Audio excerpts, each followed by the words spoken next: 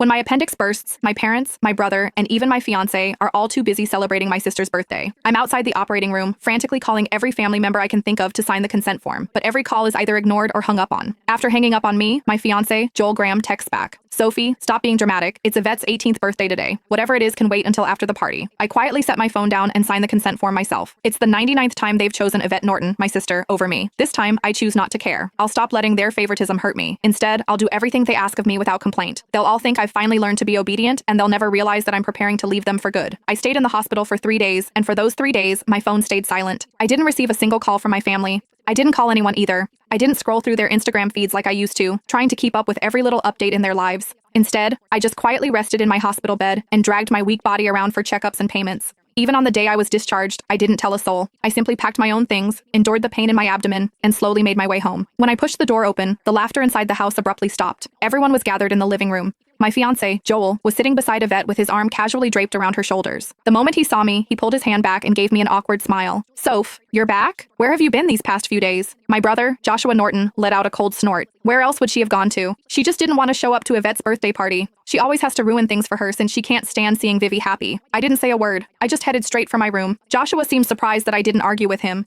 Normally, whenever he accused me of being selfish, I would break down in tears and desperately defend myself. But this time, I'd kept quiet. My mom rushed over to me with a glass of juice.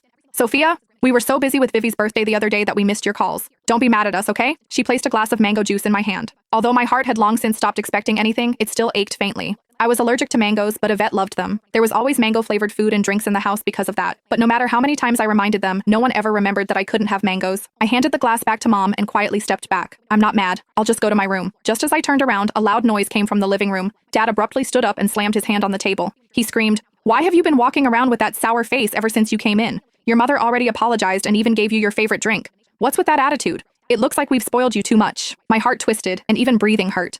Tears blurred my vision, but I still lifted the glass from Mom's hand and drank it all in one go. I then gently set the empty glass down and wiped away my tears. I calmly looked at Dad. "Yvette's the one who likes mangoes. I'm allergic to them, but it doesn't matter. I already drank it all. Can I go to my room now?" "Sophia, why didn't you say something earlier if you were allergic to it? Who told you to drink it? You're so stubborn." Mom panicked and quickly patted my back. Dad looked embarrassed, but he still harshly replied, "You could have just explained yourself. You've always had that unlikable attitude. You're nothing like Vivi. She knows how to communicate." Yvette's voice drifted over from the couch. "Dad, don't say that about Sophia. You'll make her sad." She sounded gentle,